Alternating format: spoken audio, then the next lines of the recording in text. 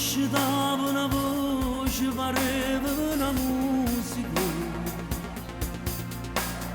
con l'occhio ancora assonnato, un suono incredibile. Non lasci dire la nascosta, solo uno scarro tu sti di casa ripeti che io fa per me. Una camminata